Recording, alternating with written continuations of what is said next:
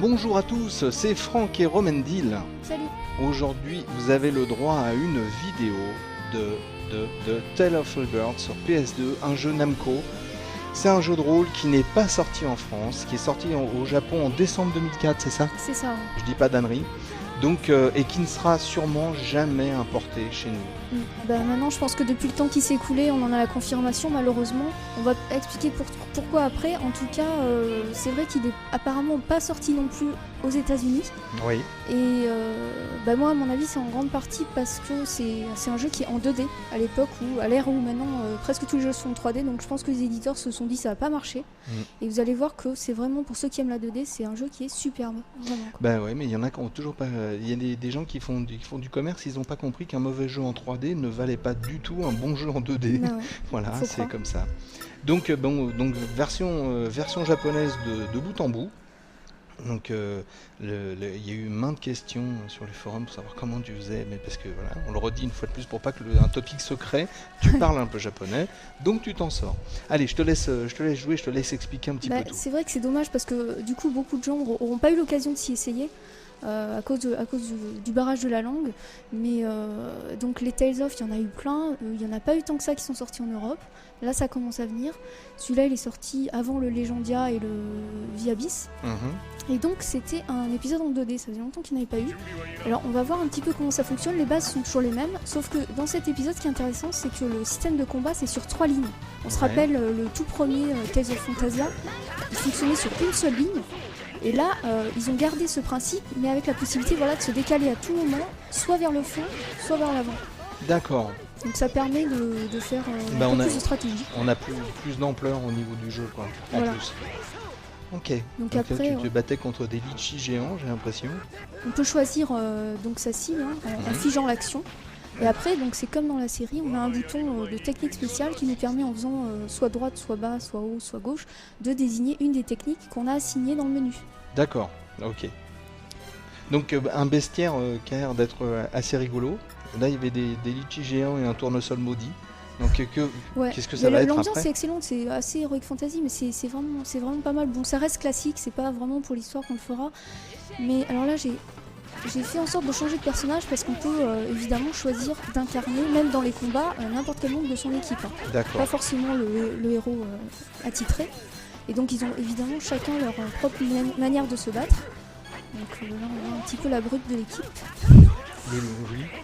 C'est un genre de panthère noire. Ah oui, c'est panthère noire.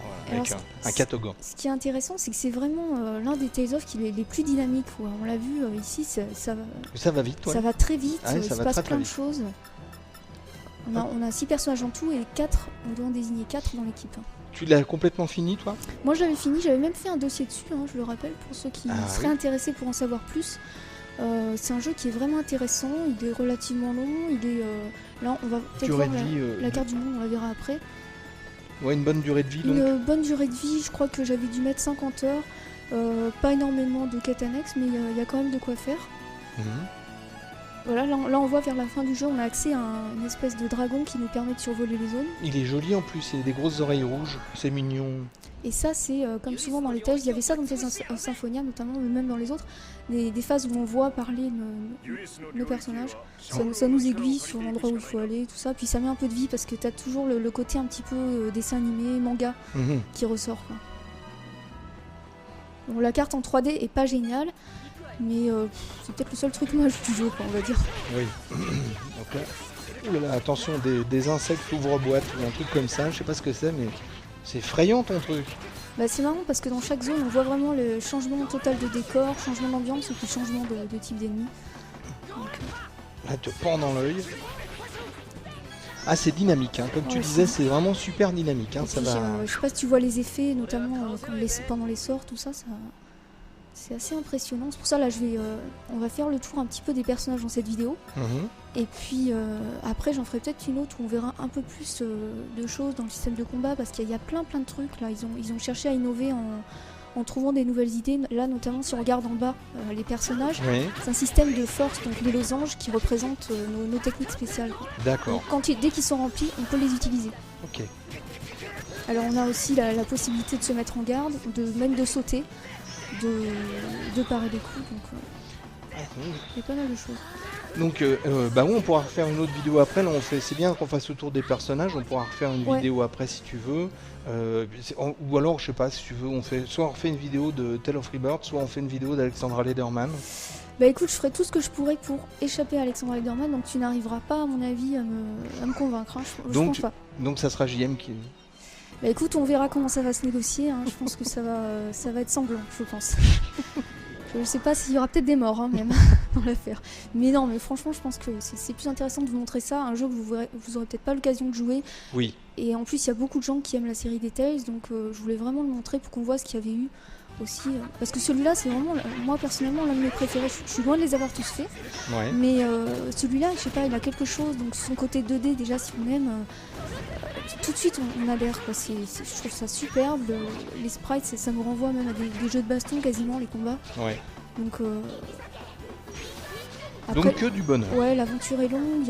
Même le scénario est vraiment intéressant, même s'il est classique. Donc, Bah écoute, tu sais quoi, je te propose qu'on se quitte sur ces images et qu'on refasse une autre vidéo Ouais, sur on un va autre tableau. Voilà, en tout cas, c'était Tale of Rebirth, un jeu Namco qui n'est pas sorti en France, qui est sorti au Japon en décembre 2004. C'est du bon RPG, vous pouvez faire confiance à Romendil. On se retrouve tout de suite dans une deuxième vidéo. À bientôt, merci beaucoup et ciao, salut à tous. salut. Vraiment, Alexandra Lederman, non? Non, non.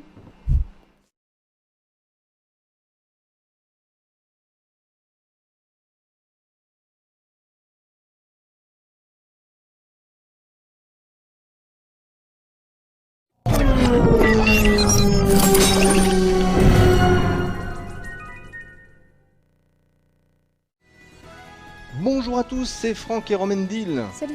On se retrouve pour une deuxième vidéo de Tale of Rebirth, un jeu Namco qui est sorti en décembre 2004 uniquement au Japon, donc pas d'US, pas d'Europe. C'est sur PS2 et c'est du RPG, c'est du bon RPG. Donc là on a fait une première vidéo, on a vu un petit peu tous les personnages et là tu veux nous faire voir d'autres choses. Ouais. Je vais te laisser nous expliquer tout ça.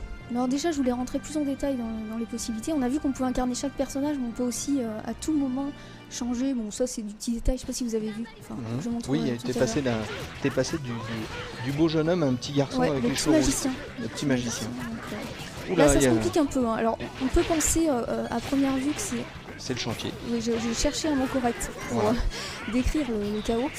Mais en fait, ce qui se passe, c'est que quand on arrive à ce stade du jeu, donc il y a beaucoup d'ennemis, on connaît quand même bien le système de combat et honnêtement, on fait pas les choses au hasard, quoi.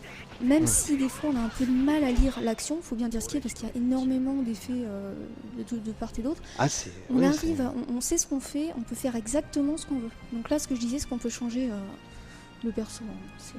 C'est pas essentiel, mais c'est sympa. Mais c'est bien de le voir. C'est bien de le Ouais. voir. Hop. Donc là, tu es la jeune fille aux cheveux verts. Ah non, c'est un héros. Ah pardon, c'est un garçon. Donc le jeune garçon aux cheveux verts. Autant pour moi. Comment il s'appelle? Je suis sûr que tu le sais. J'ai oublié. Voilà. Ah, tu C'était me poses donc. une colle. Non, mais bon, c'est vrai que ça fait longtemps que je l'ai fait, donc Tu mais me dois, bon, tu me dois du chocolat. Donc. ça n'en reste pas moins honteux. Si, Titolé. Ah voilà, voilà. Je Elle pense. sait tout. Elle sait Non, tout, ça m'est revenu, mais en plus, c'est pas évident à retenir, quoi. Donc Tale of Rebirth, c'est bien dommage. Il y a beaucoup de jeux comme ça qui sortent au Japon qu'on n'arrive pas à voir en Ouais, Europe. ouais, beaucoup trop. Beaucoup trop, ouais. Là, j'espère vraiment qu'ils vont sortir le fameux Valkyrie Profile qui est ressorti sur PSP, qui est sorti également aux US. J'espère vraiment qu'ils vont le sortir en Europe, parce que ça, c'est obligatoire. Et donc sinon, voilà, donc j'avais dit la possibilité de parer, et on a aussi, je sais pas si vous le voyez, à gauche des losanges, à côté de chaque profil, Ouais, on a une jauge qui monte. Donc elle décrit l'agressivité du personnage. Ça veut D'accord. dire qu'en fonction de ce que je vais faire, des coups que je vais me prendre et tout ça, elle va monter ou descendre. Plus D'accord. elle est haut, plus elle indique que je suis plutôt en attaque. Plus elle descend, plus elle va dire que je suis en défense. Et donc c'est intéressant. Alors là, je vais me remettre un peu de vie. C'est intéressant parce qu'on peut même influer dessus. C'est-à-dire que là, je la fais monter. Ouais. Et si elle est au max, voilà. impeccable. Vraiment la chance sur ce coup-là. Eh bah écoute, Et donc ça permet de faire les attaques combinées à plusieurs personnages. d'accord, ok. Donc, et alors au contraire, si on la met plus en défense, on va pouvoir regagner de la vie, on va pouvoir faire des choses comme ça, quoi. Donc là, on a vu encore une fois que tu t'as bien tiré, t'as bien éclaté Alien. Ouais, j'ai eu beaucoup de chance. Alors je vais montrer un petit peu là. Ce qui est intéressant aussi, ça c'est bon, ça va peut-être pas être très parlant, mais c'est des armes qu'on peut faire évoluer pour chaque personnage. On gagne des points, et on peut les faire évoluer dans différentes statistiques. Ça D'accord. c'est vraiment intéressant. Puis on a toujours la cuisine, on a le reste c'est assez classique, hein. Je vais juste me remettre un peu de vie avant d'entamer la suite. Ce que je voulais montrer aussi, alors on va peut-être lancer. Voilà. De temps en temps, on a des petites phases, on va dire, plateforme, mais bon, Ouais. ça se fait automatique, hein, où, tu vois, on peut interagir comme ça. Donc ça veut dire que dans certains donjons, il y a des énigmes à résoudre. Donc c'est pas linéaire, les donjons sont en général plutôt labyrinthiques, et on a des petits casse-têtes des fois à résoudre, donc en interagissant sur le décor. Ok, bah c'est cool, ils ont un petit peu mélangé les genres, c'est sympa ça. Ouais. Non, c'est vraiment du début à la fin, c'est bien pensé, quoi. Ah, et puis un bestiaire, vraiment, il y a de tout, hein.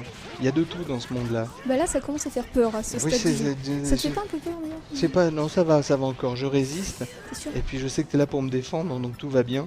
C'est quoi ces trucs-là? C'est des genres de... Ils t'attaquent avec deux trompes? Ceux du bas, j'ai l'impression que c'est des sortes de singes mutants. Oui, des singes mutants, on a l'impression que... Ah oui, c'est des bras, ils ont des gros avant-bras. Des singes Ouais. Popeye, donc... Oui, c'est vraiment... C'est assez marrant au niveau du bestiaire et des personnages, ça part en free, hein. Mais c'est bien, hein, c'est bien, hein. Ouais, Je dis mais ça, je vous ça dis part en free vraiment, dans le bon sens du terme. quand on se lance. Alors moi, j'ai pas essayé encore le Tales of Legendia. Il paraît qu'il est encore plus, encore plus dynamique dans les combats. C'est vraiment jouissif. Et celui-là, vraiment, c'est un vrai plaisir quand on joue. Même ceux qui aiment les jeux de baston, je pense qu'ils s'y retrouveront. Eh ben écoute, que du bonheur, que du bonheur.